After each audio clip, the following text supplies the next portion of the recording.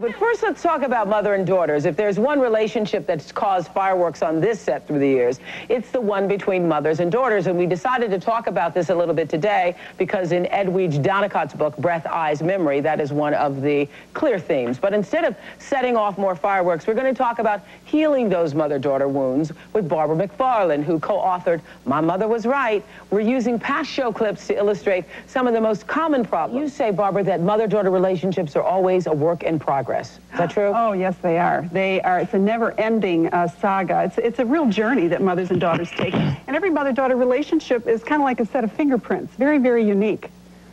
In these clips, what's happening is we have adult daughters seeking some validation, right, and mothers are telling them what to do.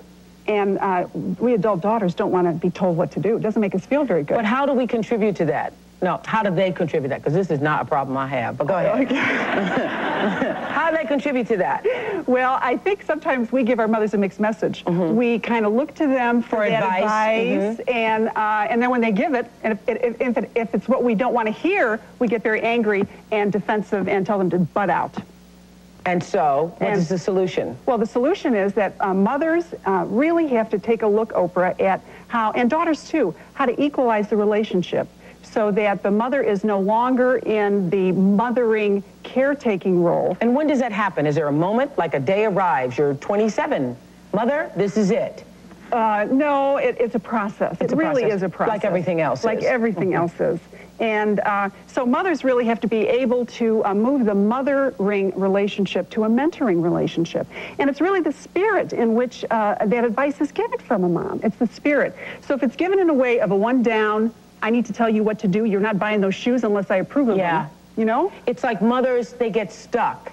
You know, they don't realize that their daughters have grown up, and the same behavior that you used at 14 doesn't apply at 24 and 34 and so on. And so what happens is they stay stuck in this relationship where the mother is the mother and the daughter is the daughter. Mm-hmm. She is the, how do I want to say, not the submissive one, but the one who needs the caretaking. Mm-hmm. And so what has to happen is there has to be this equalization where mother and daughter feel as though they mutually respect each other. Yeah, key. Yes, yes, mothers do the best they can. Sometimes it's not enough.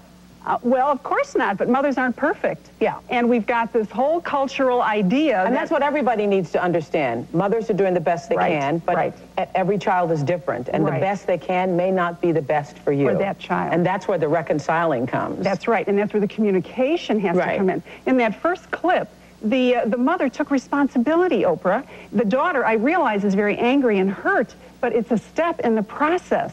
And I think it really comes down to an issue of forgiveness and having compassion, but it can't happen overnight. But isn't this true? Isn't this true? I said this during that show, is that when your mother hasn't been there, either emotionally or physically, literally, not there for you, and then you come together as adults, that what you have to do is then meet each other on your own terms where you are woman to woman and have a sense of mutual respect. It is unfair, I believe, for either party to think that now I'm going to be your mother or now I'm going to be the great daughter. Absolutely. You know? Absolutely. Again, that's part of the process, and it has to go slow. Mm-hmm. And they have to kind of form a relationship based on who they are today. Correct. And really try not to focus on the past. Yeah. It's really present and future. So you say accept that you may not be as compatible as other moms and daughters. Absolutely. Yeah. Absolutely. Again, a mother and daughter, one woman that we interviewed in our book, she talked about being an introvert. Mm-hmm. Her mother was an extrovert. They had great difficulty connecting. Her mother couldn't understand why she was so quiet. She couldn't understand why her mother was so talkative. So, you know, it's about differences. It's about realizing mothers and daughters are not identical to each other. Uh-huh. And most people are looking outside at other people's relationships that you think are better. Absolutely. Yeah. I had to come to terms with that. This is what you got. Yes. Yeah, and just deal with that. Well, and I believe God gives us our mothers to teach us various lessons. Do moms, fathers, parents, but your book is about mothers and daughters, do we make too much about what kids are wearing? Yes, they do. But I love working with adolescent girls. I know people think I'm crazy, but I love them. And what you really have to do is you have to be willing to negotiate. This youngster in the first clip, the mother's got her in fishnets and high spike heels. All she may want to do is wear a little eyeliner or a little lipstick. So again, I think it comes down to communicating, Oprah. Let's sit down and talk about it. Let me tell you what my fears are. You know, I'm a little afraid if I give you an inch, you'll take a mile. And so that you have at least more than 15 minutes of dialogue. Kids today, I guess one youngster I worked with the other day told me that she feels fortunate that she has more than 15 minutes of conversation with her parents, because most parents don't take the time to talk to their kids. Not because they don't want to, but because life is so busy. So if we could just sit down. In the second clip, what I love here is the mother tells the kid, this is your prom, do what you want, and then the kid does what she wants, and the mother's mad. Is that a mixed message? Well, you would expect a phone call. Oh, Oprah, no. Not in this day and age, absolutely not. The mother needs... This day and age more than ever. No, but excuse me. Well, that's true. That's true. All these kids have... That's true. They have beepers and cell phones and Sky pages and whatever, you know. That's true. But in this case, the mother did not communicate what her expectation was. That's the difference. The mother needed to, see, thank you very much. The mother needed to communicate that, and she didn't. She gave her free rein, and the kid took her at her word. Mm-hmm. So all I'm saying is that I certainly agree kids need to be calling their parents, but if the mother doesn't communicate that, why would a youngster initiate that?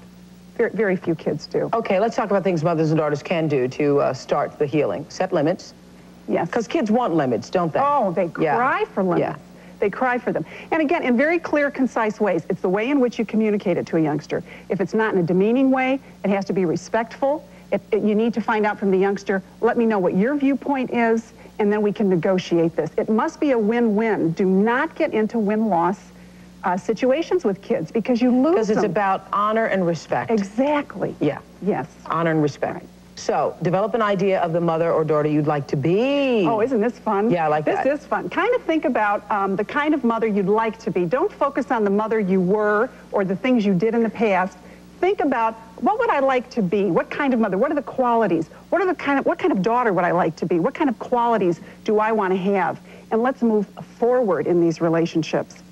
Do it one day at a time. Yes. My favorite philosophy.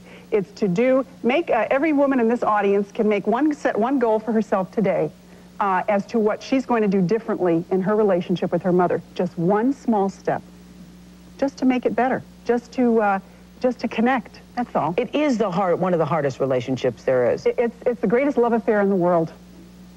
Mothers and daughters. You bet. Okay. List your strengths and weaknesses. I love this one, because this is where daughters need to list their mother's strengths and weaknesses. They need to do it for each other, because daughters tend to look... Oh, that's great. Yeah. You can do that if you have a relationship of mutual respect. You can if you have a controlling thing. If you have a daughter who says, Mom, you're really good at this, but you're a little weak on this. Well, see, it's the spirit in which it's given. Uh-huh. And timing is everything. And there are some things not worth saying, Oprah. Like? Well, I don't know. You weren't there for me emotionally. Mm-hmm. There's another way maybe to say it, or maybe not to say it at all. Uh-huh. To me, I would want to think about, when are the times I feel connected to my mother? When are the times that we get along the best? It's really important to look for those moments when we are cooperating or talking or feeling good about each other. There are moments like that. And no matter how difficult the relationship is, you think you can reconcile? I think you can come to peace with it, even if just within yourself. And it requires being centered within yourself. It requires self-acceptance. It requires compassion. It requires the ability for us to look at our mothers as human beings. Right. And it would be difficult to have, if you can't come to terms and peace with your own relationship with your mother, be difficult for you to be a good mother to your daughters. Oh, I think absolutely. And it's difficult for you to feel good about yourself as a person. As long as you keep focusing on your mother and her shortcomings, you cannot really come to peace within yourself about who you are. Okay, Barbara's book is My Mother Was Right, Lessons Learned from Baby Boomer Women as They Make Peace with Their Mothers. This is the generation that's doing it, right? Ours. Oh, we're carving the path, yeah, as we always have.